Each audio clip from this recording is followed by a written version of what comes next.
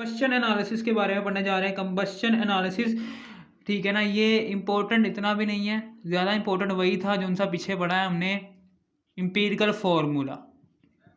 अब हम पढ़ने जा रहे हैं कंबस्शन एनालिसिस, ये पढ़ने जा रहे हैं। कंबस्शन एनालिसिस जो उनसा होता है ये पढ़ने जा रहे हैं, ठीक है। एक्सपेरिमेंटल टेक्निक, ये क्या होती है? ये एक्सपेरिमेंटल टेक्निक होती है विच इज़ यूज्ड, जिसे हम यूज़ कर रहे हैं, इस्तेमाल कर रहे हैं, to determine the percentage composition of element in a compound by burning is called, ठीक है ना। इसमें हम कहते हैं एक बर्निंग लेते हैं, इसमें हम कहते हैं एक ऑर्गेनिक कंपाउंड लेते हैं, ऑर्गेनिक कंपाउंड को की परसेंटेज कॉम्पोजिशन, उसमें एलिमेंट की परसेंटेज कॉम्पोजिशन को फाइंड करते हैं, उसको जलाते हैं। Percentage composition of element in a compound by burning, determine करते हैं percentage composition of element in a compound, यानी कि इसमें हम कंपाउंड के अंदर जो उनसे एलिमेंट्स एग्जिस्ट कर रहे हैं। फॉर एग्जांपल ये एग्जांपल है कि C6H12O6, ये इसका मॉलिक्यूलर मास किसका है? ये ग्लूकोज का है। इसके अंदर कार्बन भी एग्जिस्ट कर रहा है, हाइड्रोजन भी एग्जिस्ट कर रहा है और ऑक्सीजन भी एग्जिस्ट कर रहा है। तीनों एलिमेंट्स एग्जिस्ट कर रहे हैं, इनको हम जला रहे हैं बाय बर्निंग। कार्बन, हाइड्रोजन और ऑक्सीजन, कार्बन भी, हाइड्रोजन भी और ऑक्सीजन, ये तीन एलिमेंट्स एग्जिस्ट कर रहे हैं इस मॉलिक्यूलर फार्मूले में, ठीक है ना। मॉलिक्यूलर मास है इस, ठीक है ना, इस मॉलिक्यूलर फार्मूले में तीन एलिमेंट्स एग्जिस्ट कर रहे हैं, तीन एलिमेंट्स इसमें एग्जिस्ट कर रहे हैं, ठीक है ना। इन एलिमेंट्स की परसेंटेजेस निकालनी है कि ये कितने परसेंट एग्जिस्ट कर रहे हैं इस कंपाउंड के अंदर, इस कंपाउंड के अंदर कितने परसेंट तक ये एलिमेंट्स जो उनसे हैं वो एग्जिस्ट कर रहे हैं, उनकी परसेंटेज, इन एलिमेंट्स की परसेंटेजेस निकालनी है, ठीक है ना, जो इस कंपाउंड के अंदर, इस मॉलिक्यूलर फार्मूले के अंदर एग्जिस्ट कर रहे हैं, ठीक है ना। ये हो गया हमारा, ठीक है ना, ये है, ठीक है, समझ आ गई यहाँ पर। ये बात होगी हमारी आज की क्लियर कि experimental technique which is used to determine the percentage composition of element in a compound by burning, ठीक है, ओके।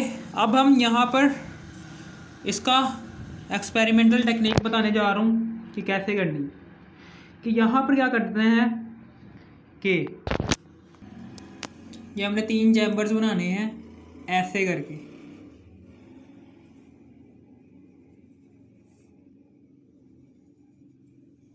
ठीक है, तीन चैम्बर्स बनाए,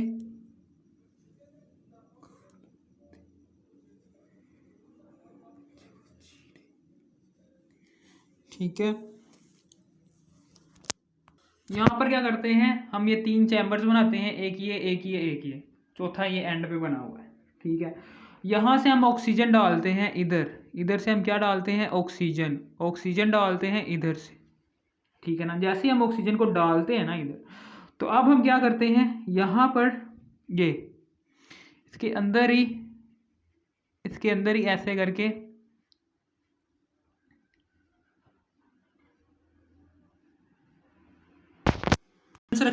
ये फर्नेस है, फर्नेस के ऊपर ऐसे करके, ये ऐसे करके, ये फर्नेस के ऊपर करके ना, ऐसे करके ये रखा हुआ है, ये फर्नेस है, फर्नेस के ऊपर ही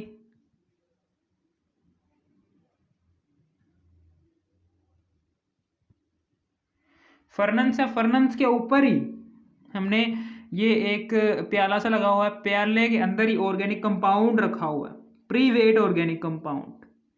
कौन सा? प्री-वेट, यानी कि पहले इसका वेट मालूम कर लिया गया, प्री-वेट ऑर्गेनिक कंपाउंड रखा हुआ है, ठीक है।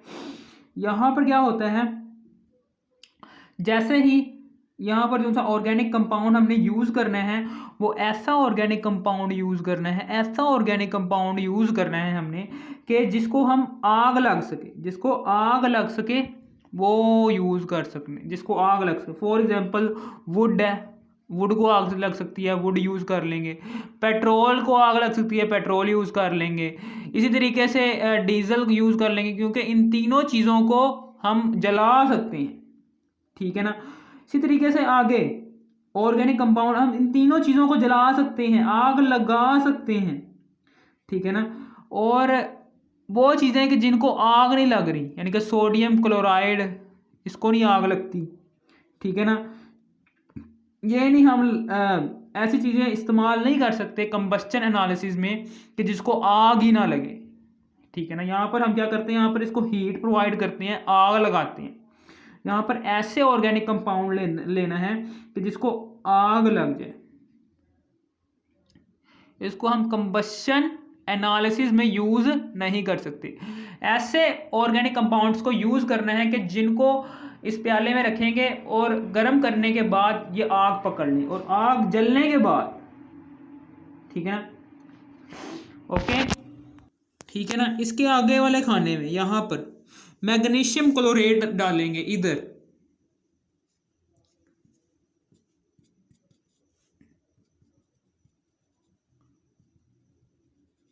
ये है जी, ये कौन सा है, ये मैग्नीशियम क्लोरेट है। ये क्या है, ये मैग्नीशियम क्लोरेट है।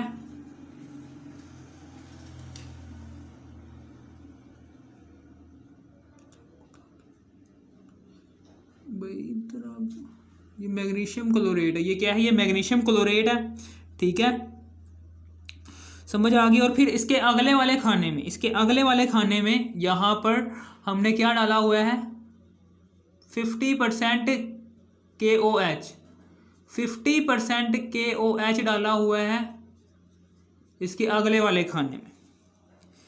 50% KOH सोल्यूशन हमने कैसे बनाना है कि 50% लेना है अपने वाटर, 50% लेना है पोटेशियम हाइड्रोक्साइड। इन दोनों को मिक्स करने के बाद ये सोल्यूशन तैयार हो जाएगा। और इसके अगले वाले खाने में यहाँ पर क्या लिखना है, यहाँ पर गैसेस कलेक्ट करनी है। यहाँ पर कौन सी गैसेस जो सी फालतू आ जाती हैं ऑर्गेनिक कंपाउंड में, वो वाली गैसेस को कलेक्ट कर लिया जाएगा, ठीक है। यहाँ पर जैसे ही यहाँ पर क्या हुआ है, pre weight organic compound is placed in furnace, ये जो सी नीचे जाली नुमा, ये फर्नेंस है, and supply excess of oxygen, और एक्सेस ऑफ ऑक्सीजन, यहाँ से हम ऑक्सीजन की सप्लाई दे रहे हैं, और ऑक्सीजन गैस की सप्लाई की वजह से ये कंपाउंड को गर्म कर रहे हैं, और गर्म करने की वजह से कंपाउंड क्या जल रहा है। जलने के बाद ये कंपाउंड जब जलेगा ना, तब यहाँ पर पैदा होगी कार्बन डाइऑक्साइड प्लस वाटर, और ऑक्सीजन भी दे रहे हैं तो ऑक्सीजन भी आ जाएगी इधर। ये तीन गैसेस इस चैम्बर में होंगी, ठीक है ना, समझ आ गई, ठीक है। यहाँ पर pre weight organic compound is placed in furnace में ऑर्गेनिक कंपाउंड को हमने रखा हुआ है, and supply excess of oxygen, और ऑक्सीजन की सप्लाई दे रही है। ऑक्सीजन की सप्लाई जैसे ही आपने दी है तो फिर ये गर्मी खींचेगा, गर्मी को एब्जॉर्ब करने के बाद ऑक्सीजन की मौजूदगी में ये जलेगा। जलने के बाद कार्बन डाइऑक्साइड और वाटर के वेपर्स और कार्बन डाइऑक्साइड गैस खारिज करेगा, ठीक है ना। ये दो चीज़ें क्या करेगा, खारिज करेगा, यानी कि ऑर्गेनिक कंपाउंड जो सा है वो ऑक्सीजन की मौजूदगी में जलेगा, ठीक है ना, और यहाँ पर कार्बन डाइऑक्साइड और वाटर के वेपर्स बनेंगे, ठीक है ना। अब ये जो सा है ऑर्गेनिक कंपाउंड ऑफ कार्बन, यानी कि ऑर्गेनिक कंपाउंड है, ये जो सा ऑर्गेनिक कंपाउंड है C6H12, ये जो सा भी है ऑर्गेनिक कंपाउंड, आपने ऑर्गेनिक कंपाउंड कौन सा यूज़ करना है, ये मेरी बात याद रखना कि जो सा कंबस्चन एनालिसिस के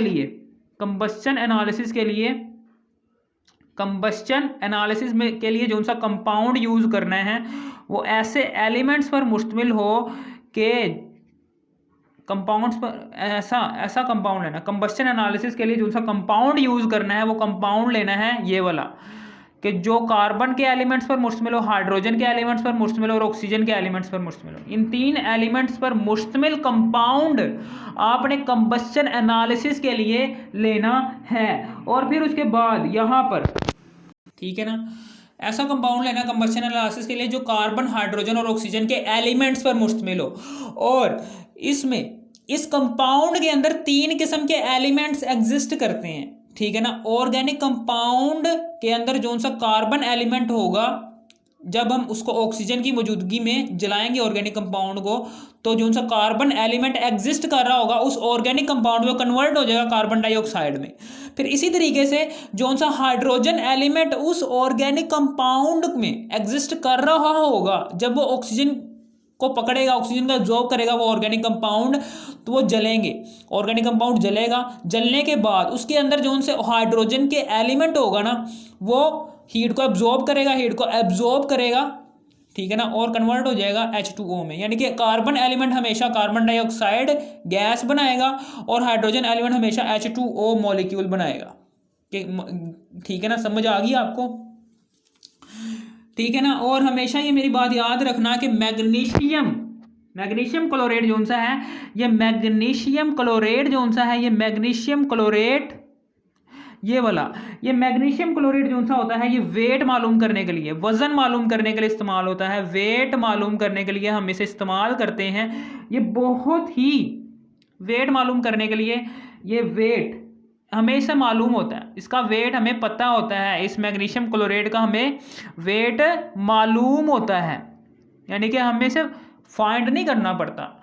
हमें पता है कि मैग्नीशियम क्लोरेट हमने इस वाले खाने के अंदर कितना लिया हुआ है, ठीक है ना। अब जैसे ही वाटर जोन सा है, वाटर के वेपर्स, जैसे ही ये जोन सा है, ये तीनों चीज़ें इधर आती हैं, तो यहाँ पर H2O गैस भी आ गई, CO2 भी आ गया, और यहाँ पर आ गया O2 भी आ गया, ठीक है ना। अब उसके बाद यहाँ पर मैग्नीशियम क्लोरेट क्या करेगा, मैग्नीशियम क्लोरेट का हमें वेट पता है ना, हमें पता है कि इस खाने के अंदर मैग्नीशियम क्लोरेट हमने कितना लिया हुआ है, ठीक है ना, कितना डाला हुआ है, वह उसका वेट नहीं हमें पता, ठीक है ना, वो हमें वेट पता मैग्नीशियम क्लोरेट क्या, इसका काम क्या है, ये H2O को एब्जॉर्ब करता है। H2O को एब्जॉर्ब करेगा तो जो सा इसका पहला वेट होगा ना, यानी कि फॉर एग्जांपल इसका W1 वेट था कोई 5 किलोग्राम, जैसे इसने पानी को एब्जॉर्ब किया तो इसका W2 वजन आ गया जी 10 kg, ठीक है ना, बढ़ गया, ठीक है ना। ओके, समझ आ गई आपको?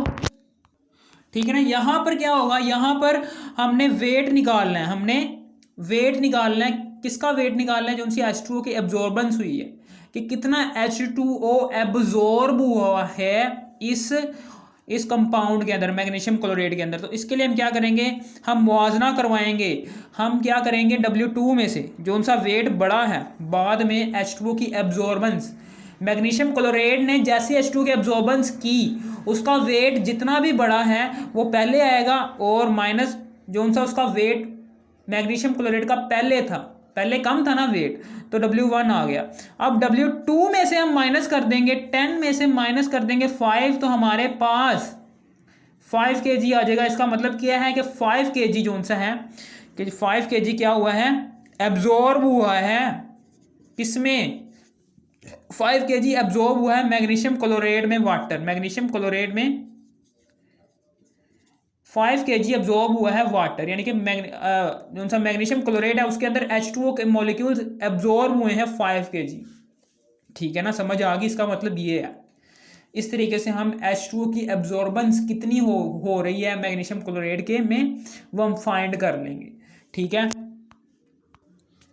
ना। CO2, अब CO2 जो सी है, CO2 गैस है।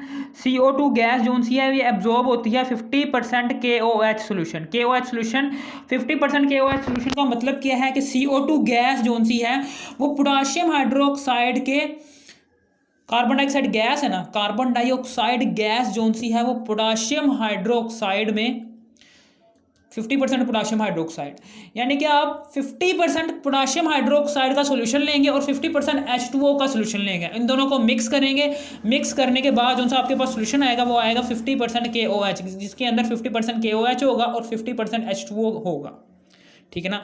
50% KOH जो सा आपने इधर लिया है, इसका मतलब क्या है, ये क्या करेगा, ये यहाँ से ये एब्जॉर्बेंस हो गई H2O के मॉलिक्यूल्स की, तो यहाँ से आएंगे CO2 के मॉलिक्यूल और O2 के मॉलिक्यूल, ये दो मॉलिक्यूल्स आएंगे, ये दो गैसेस के मॉलिक्यूल्स आएंगे यहाँ से, तो CO2 कौन एब्जॉर्ब करेगा? 50% KOH, ठीक है ना, KOH एब्जॉर्ब करेगा अमाउंट ऑफ। अब हम क्या करेंगे, यहाँ से हमने H2O की परसेंटेज, H2O के कितने 5 किलोग्राम एब्जॉर्ब हुआ था वो हमने फाइंड कर लिया था, लेकिन अब CO2 जो सा है KOH में कितना एब्जॉर्ब होगा वो भी हम ऐसे ही फाइंड करेंगे कि पहले हमें पता है कि कितना हमने KOH, जाहिर सी बात है कि हमें पता ही होगा ना कि ये जो सा W1 है, जो सा हमने कितना लिया है वजन, यानी कि KOH हमने कितना लिया है इस चैम्बर के अंदर, साल के तौर पर 10 kg लिया। जैसे ही इसने एब्जॉर्ब किया, जैसे ही इसने CO2 को एब्जॉर्ब किया, एब्जॉर्ब करने के बाद या ये जो सा इसका वजन बढ़ जाएगा, H2O के मॉलिक्यूल्स को इसने एब्जॉर्ब किया है, एब्जॉर्ब किया है H2O के मॉलिक्यूल्स को, ये मेरी बात याद रखना। जैसे ही वो एब्जॉर्ब करेगा ना H2O के मॉलिक्यूल्स को, तो H2O का साइज जो सा होगा, H2O के मॉलिक्यूल्स का साइज गैस को एब्जॉर्ब करने की वजह से बड़ा हो जाएगा, जिसकी वजह से इसका वेट बढ़ जाएगा, यानी कि फॉर एग्जांपल 12 kg हो गया, ठीक है ना। अब क्या करेंगे, हमने एब्जॉर्बेंस फाइंड करनी है। एब्जॉर्बेंस किसकी एब्जॉर्बेंस फाइंड करनी है? Absorbance of CO2, absorbance of CO2 calculate करनी है। एब्जॉर्बेंस ऑफ CO2 हम कैसे कैलकुलेट करेंगे? W2 में से माइनस करेंगे W1 से, W2 को में से यानी कि ज़्यादा में से कम को माइनस करेंगे, ठीक है ना। ज़्यादा में से 12 में से माइनस किया 10 को, तो 2 आ जाएगा, 2 kg, 2 किलोग्राम आ जाएगा। W2 12 kg है, ठीक है ना, 12 kg है। W2 क्या है हमारे पास? 12 है। इसको माइनस करेंगे 10 से, तो हमारे पास 2 kg आ गया।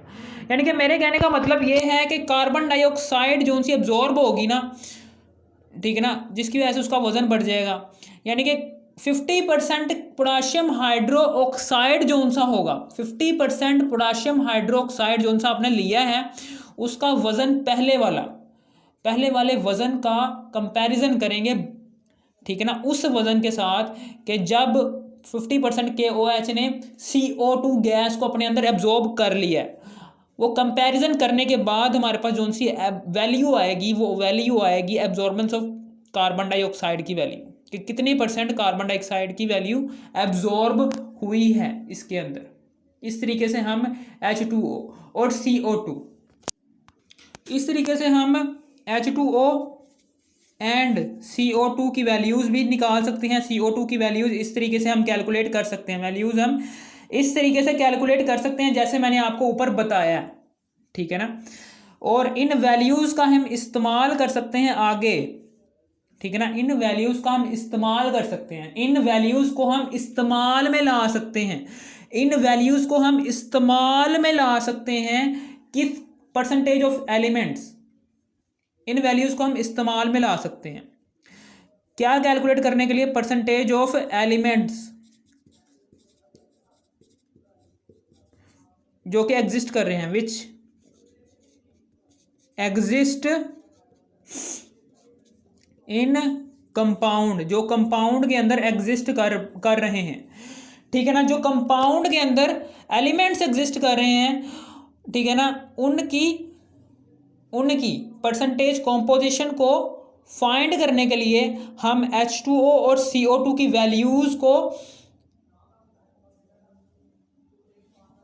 वैल्यूज़ को इस्तेमाल में ला सकते हैं। ये परसेंटेज कॉम्पोजिशन जो कि एलिमेंट्स की एग्जिस्ट कर रही है उस वाले कंपाउंड के लिए, ठीक है ना, समझ आ गई आपको। अब हम बात करते हैं फॉर्मूला की, फॉर्मूला की बात कर रहे हैं, फॉर्मूला की बात करने जा रहे हैं अब हम। फॉर्मूला के परसेंटेज ऑफ कार्बन, यानी कि ऐसा कंपाउंड लेना है जो कार्बन, हाइड्रोजन और ऑक्सीजन एलिमेंट्स पर मुश्तमिल हो। तो जाहिर सी बात है हम परसेंटेज ऑफ कार्बन ही निकालेंगे ना। तो परसेंटेज ऑफ कार्बन निकालने के लिए हम सबसे पहले मास ऑफ कार्बन डाइऑक्साइड जो कि हमारे पास आ जाएगा, मास ऑफ कार्बन डाइऑक्साइड और मास ऑफ, ठीक है ना, मास ऑफ, ये हमारे पास मैसेज हमने पता है कैसे कैलकुलेट किए हैं, ये मैसेज हैं, ठीक है ना, ये मैंने वजन लिख दिया, यहाँ पर मैस लिख सकते थे, ठीक है ना, क्योंकि केजी जो सा है ये वजन वेट का भी यूनिट होता है और मैस का भी यूनिट होता है, ठीक है ना।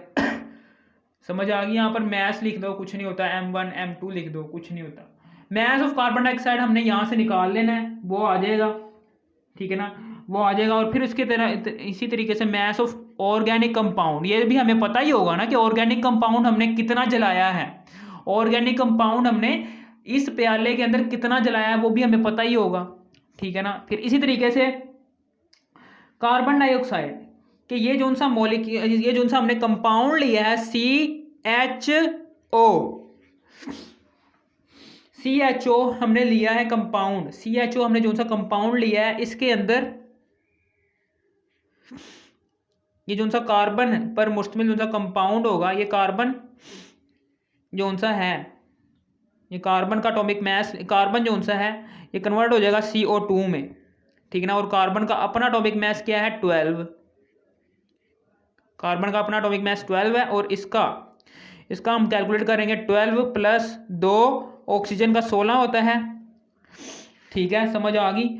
इस तरीके से हमने यहाँ पर डिटरमाइन कर लेना है कि 12 है, 12 ऊपर आ जाएगा, 12 ऊपर आ जाएगा। फिर डिवाइड कर देंगे इसको 44 से, इसको मल्टीप्लाई कर देंगे 100 के साथ, ठीक है, समझ आ गई आपको। इस तरीके से कि जो सा कार्बन का मैस होगा वो ऊपर आ जाएगा, कार्बन का मैस, ठीक है ना, कार्बन एक ही एग्जिस्ट कर रहा है ना, तो कार्बन का मैस ऊपर आ जाएगा। CO2 है, CO2 में कार्बन कितने एलिमेंट कार्बन एलिमेंट के अंदर कितने एटम्स हैं, कार्बन जब कन्वर्ट हो रहा है, कार्बन एलिमेंट इस कंपाउंड के अंदर जो सा कार्बन एलिमेंट है, कार्बन एलिमेंट कन्वर्ट हो रहा है CO2 गैस में, CO2 गैस में कार्बन एलिमेंट के कितने एटम्स हैं, एक ही एटम है ना, तो हम 12 को 1 से मल्टीप्लाई करेंगे और हमारे पास आएगा 12 आंसर।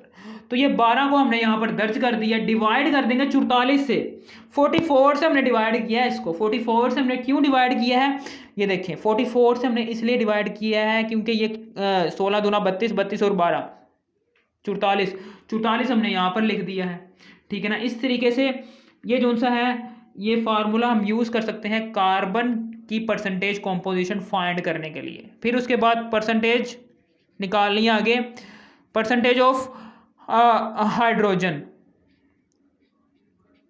इसमें क्या होता है, इसमें मैस हाइड्रोजन ने कन्वर्ट किस में होना है, H2O में। मैस ऑफ H2O को डिवाइड कर देंगे हम मैस ऑफ ऑर्गेनिक कंपाउंड से, मैस ऑफ ऑर्गेनिक कंपाउंड से, ठीक है ना।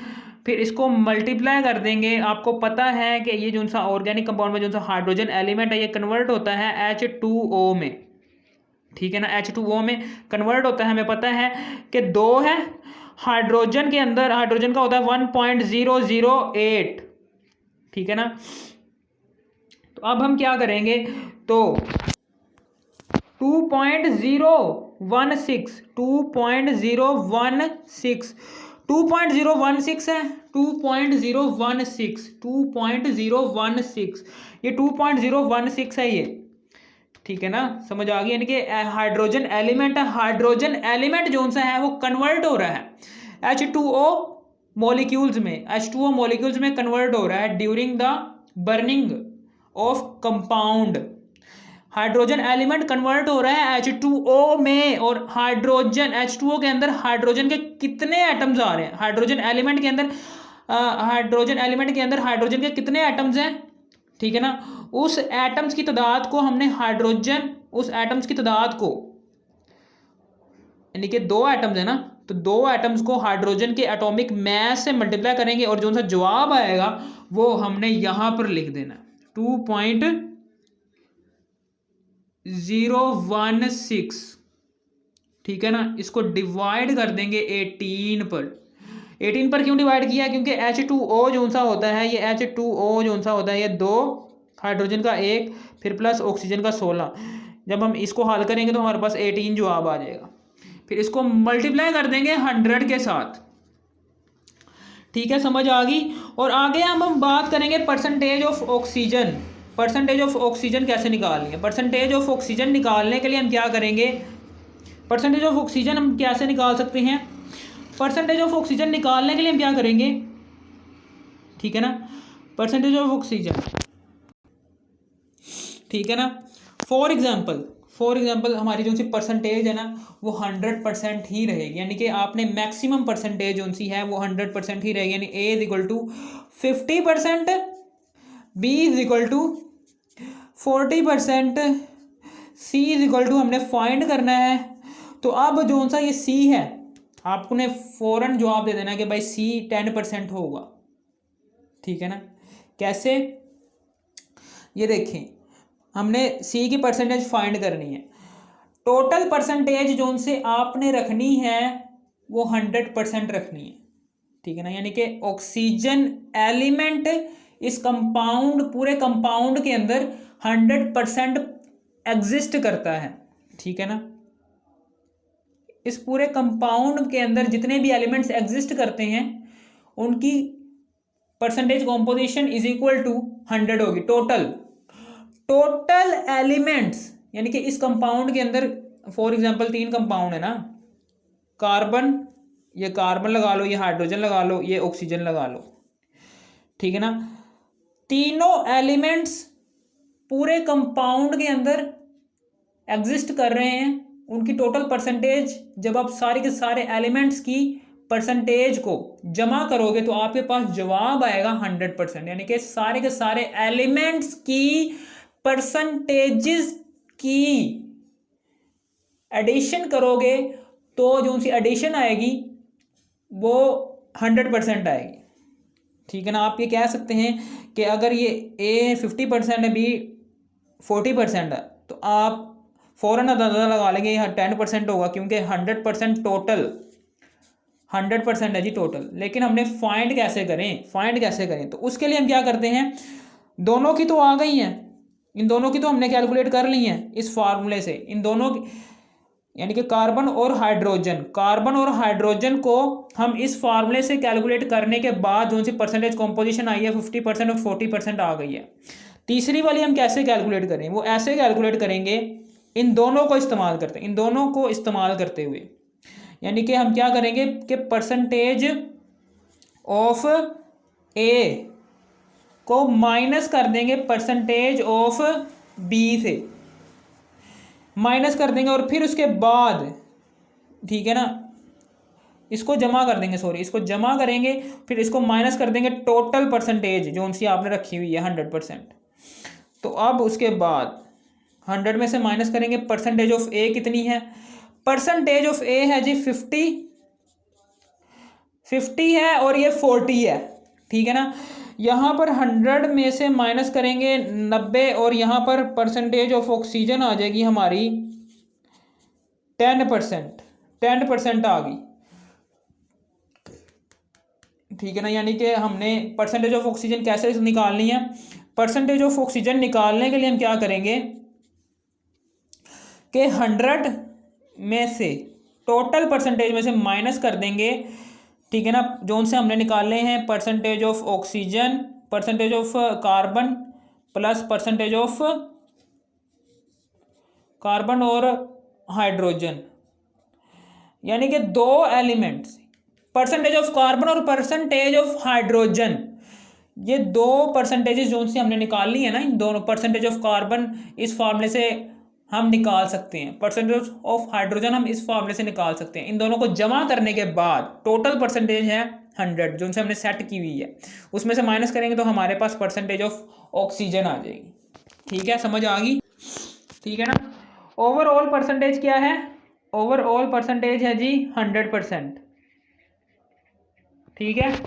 यहाँ पर क्या करेंगे, यहाँ पर जो सी फालतू गैस होगी, यानी कि कार्बन डाइऑक्साइड यहाँ पर अब्जॉर्ब हो जाएगी और जो सी ऑक्सीजन फालतू गैस, ऑक्सीजन के अलावा अगर कोई और भी गैस आ जाती है इस कंपाउंड के अंदर गलती से, वो भी ऑक्सीजन, सारी की सारी जो सी गैसेस होंगी फालतू गैसेस इस वाले चैम्बर में कलेक्ट हो जाएंगी, इस वाले चैम्बर में अब्जॉर्ब हो जाएंगी। इस तरीके से हमारा ये चैप्टर हो गया, टॉपिक हो गया क्लियर, कंबस्शन एनालिसिस हो गया क्लियर टॉपिक, ठीक है ना।